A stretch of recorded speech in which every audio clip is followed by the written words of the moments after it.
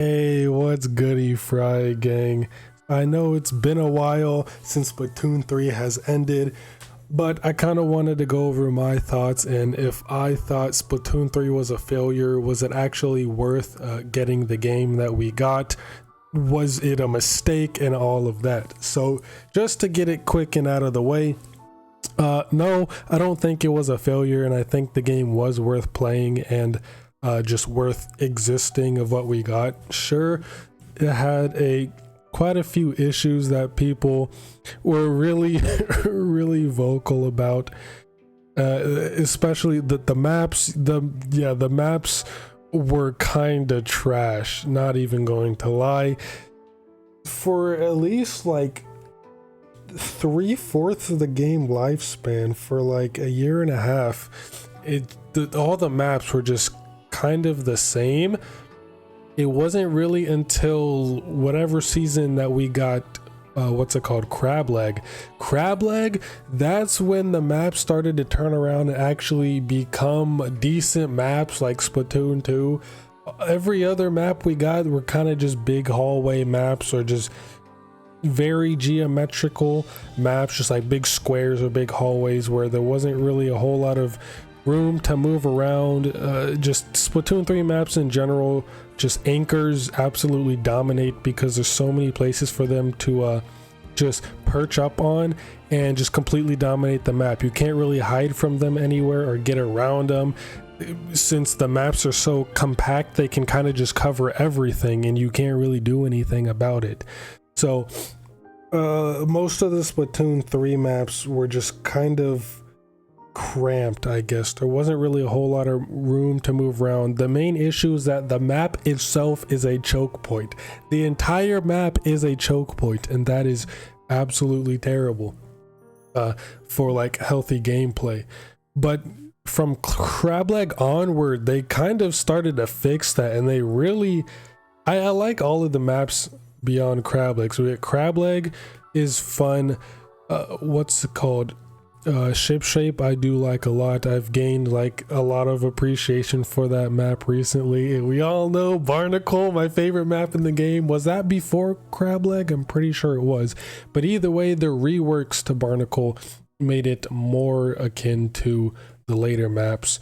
Marlin is kind of, it is a Splatoon 3 map. You can tell it is kind of like square and blocky.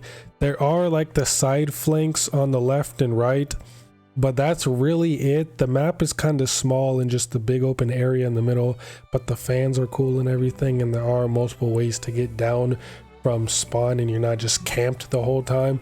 So I mean, Marlin is fine. Robo Ramen, I absolutely adore Robo. I think most people would think that Robo is the best Splatoon 3 map. My favorite is Barnacle, but I do think Robo's the best. Just the ability to be able to go underneath the map to the other side of it is very, very nice. Big Muscle Forge vibes. And yeah, being able to go under the map is a huge deal. So if you're just being walled out at your spawn, you can easily just go underneath, or if mid is dangerous, you can go underneath the map to the enemy side and kind of like work your way through there. It's very nice. Having a map like Robo is very important for Splatoon 3. And then Lemuria is basically just Skipper Pavilion, which I think is very cool. The map is fucking massive. I think it might be the biggest map in the whole game, if not Scorch. I think Scorch might actually be bigger. I really don't know what is the biggest map. Either way, Lemuria is huge, and I don't think I'm forgetting any other maps. But regardless, the maps, people had a lot of complaints and criticisms about the maps, which I feel like they started fixing near the end. So hopefully they have a good idea for the next Splatoon game, if there is one. But people have to keep in mind that Splatoon 3 had a different development team than Splatoon 2 did, so of course there's going to be a lot of differences between the two games, and all the stuff we got in Splatoon 2 we won't necessarily get in 3 in terms. And speaking of that, the kits, The weapon kits, yeah, a lot of people do not like the weapon kits we got in Splatoon 3. I don't really mind them, and I'm not like a major competitive player, so it doesn't really bother me what kits weapons gets. As long as I find the kit fun, I'm gonna play it. I don't care what's meta. I really don't like meta. I'm like anti-meta. I hate meta. It's so stupid. I just think meta is dumb. I understand it's kind of necessary, even though it's really not. If you think about it, meta really isn't necessary, but I mean, I guess it is at like a top competitive level and standpoint. But regardless, the weapon kits overall in Splatoon 3 really are not that bad, and people are just really complaining because the competitive players are complaining. So if they're complaining about the kits, oh, they must be bad. Like Reflex Deco, Splash Wall Reef Slider, I mean, sure, it's not the greatest kit, but I know Reflex can probably get some usage out of Splash Wall to protect it if it's going to be super aggressive, which it kind of has to be with the kit like that. And Reef Slider is just kind of a poor special in general, so that's not really anything against Reflux. Nothing's really going to be great if you have Reef Slider. Reef Slider is not really going to make any weapon great. It's just going to kind of do the opposite because of its massive end lag at the end. So give Reef Slider like a drop roller mechanic where right after it explodes you can roll out of the way. Then Reef Slider would be a lot better of a special. But like Reflex, for example, the splash wall isn't bad on it. And I remember a lot of people were complaining about Dread D when it first dropped. Me being one of them, I was like, oh my god, what is this? It has no sub. This weapon is dead. It's dead. It has no sub and it has Wave Breaker. Terrible combination for it. And now Dread D is like my new favorite weapon in the game. Like, it has majorly jumped up on my list of favorite weapons. I like secondary it now. It's like my 5th main. I absolutely love Beacon Dread. That weapon is the reason why I love Squid Beacon so much. Dread is just, the second Dread kit I think is a lot better because I think it fits the weapon a lot more. Dread is more of like a supportive weapon kinda, and it has a really supportive kit with Squid Beacons, and then Wave Breaker perfectly combos with the double slosh.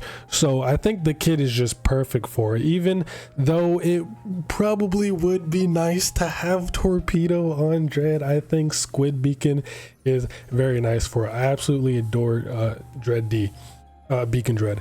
But overall kits, I really don't think are that bad. At least for me, it is. See, a lot of the kits are weird for me because it'll have like a sub or special that I like, but I won't like the weapon, or there's a weapon I really like that has a sub and special that I'm not really a fan of, or it'll be the weapon and special combination that I love, but the sub is kind of or a sub and weapon combination and then the special is kind of There's very rarely like the perfect combination of the three that I really do enjoy. One being, what, for example, Heavy Edit is one of my mains. Curling Bomb is like the perfect sub for it in order to get in and out of situations, since it does take a long time to charge. And then Tacticooler is Tacticooler. And then Hydra, Autobomb, Booyah Bomb is literally my favorite kit in the entire game. So having that is very cool. Having it on Hydra, I don't really know. I mean, it works. I play it, I enjoy it, but I would much prefer it on something else. Or if we got like Splatoon 2 NZAP back, where Autobomb titty missiles, oh my god, I would absolutely adore that. That would be my favorite kit. Autobomb titty missiles, give them to me now. My favorite sub and special on a weapon that I really like. But overall, I think in the grand scheme, the kits really aren't as bad as people are saying. Yes, some weapons would perform a hell of a lot better with better kits, but it's I don't think it's like a deal breaker like most people are saying. Most of the weapons in the game are serviceable with the kits that they have if you kind of know how to play them right. But they're really not as terrible as people like to cry about. They're really not.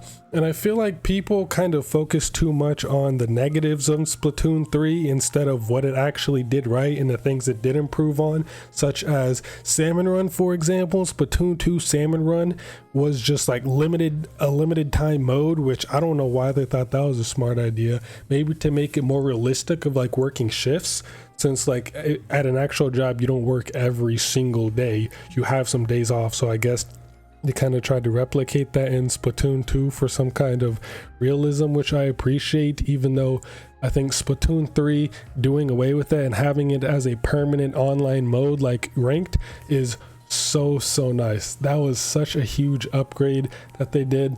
Also, customization I think was an upgrade from 2 as well, no longer having customization locked to genders, and you can just use any hairstyle with really whatever you want, so that's nice. I mean, just overall Splatoon 3 is just a faster, smoother running game.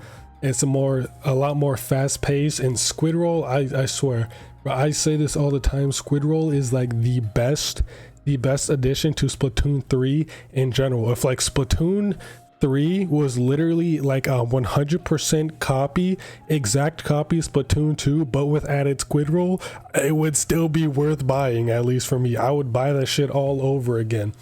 Like, if Splatoon 2 had Squid Roll, it would be the perfect Splatoon game, I swear. Sometimes I go back to play Splatoon 2 and it's so hard because I try to Squid Roll and then I just do that floppy little jump. Squid Roll has been ingrained into my muscle memory. It's amazing. Squid Surge, I don't really use that as much, but Squid Roll is so important for the game. What else did Splatoon 3 do right? I mean, the music is great. I love the music. The idols, I feel like Deep Cut is the weakest idol group, only really because we don't really have any lore on them, and they didn't really get a whole lot of time in general. In story mode, they kind of got something as like bandits, but like as terms of lore and backstory, we really get anything on Deep Cut. I do enjoy the Deep Cut music. Splatfests, they absolutely killed in this game. They were amazing.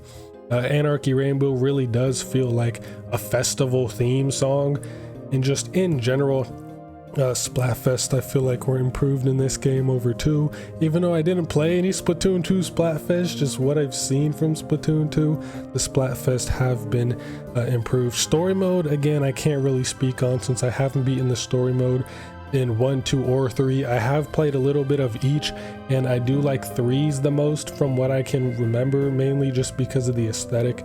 But in terms of like the actual stories, I mean, Splatoon 3's I think has the best, because it's not just DJ Octavio stealing the great Zapfish again, and we actually have Mr. Grizz as like the main antagonist, which is very cool since he was just from just a background character we didn't really know anything about from Salmon Run, which was kind of like a side online mode.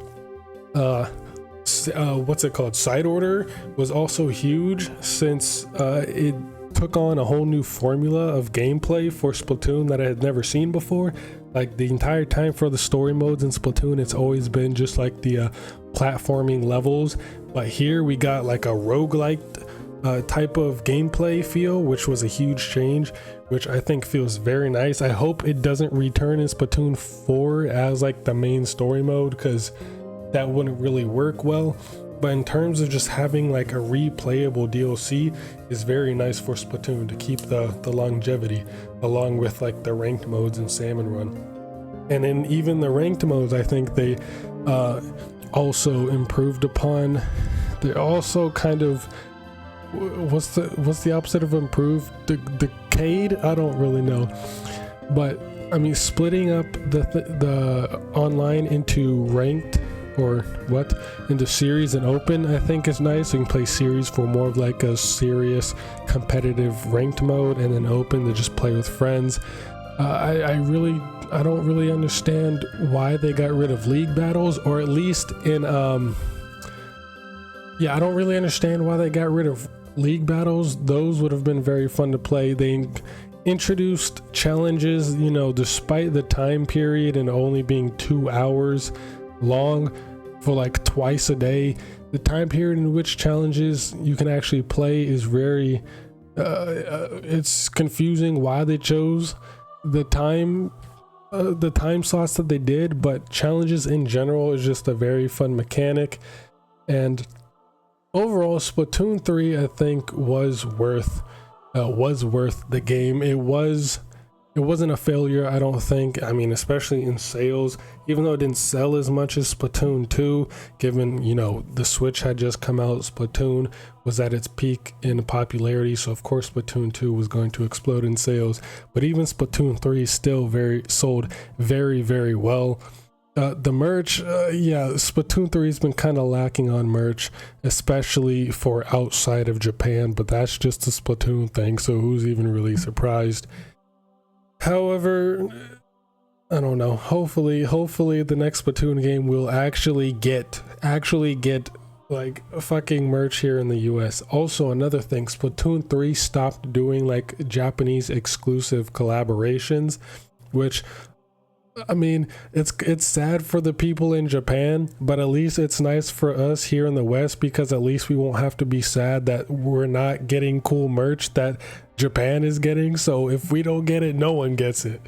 But overall, Splatoon 3 was a very it's a very fun game. I enjoy it. I still much prefer Splatoon 2, but Splatoon 3 is a better game and a lot more fun, I would say. If Splatoon 2's matchmaking wasn't so fucking dog water, then I would be playing Splatoon 2 more than 3, but I'll be sitting in fucking ranked queue for like literally half an hour and still not get anything. I remember one day it took me an entire hour just to get a single match in fucking ranked in Splatoon 2. It is absolutely abysmal.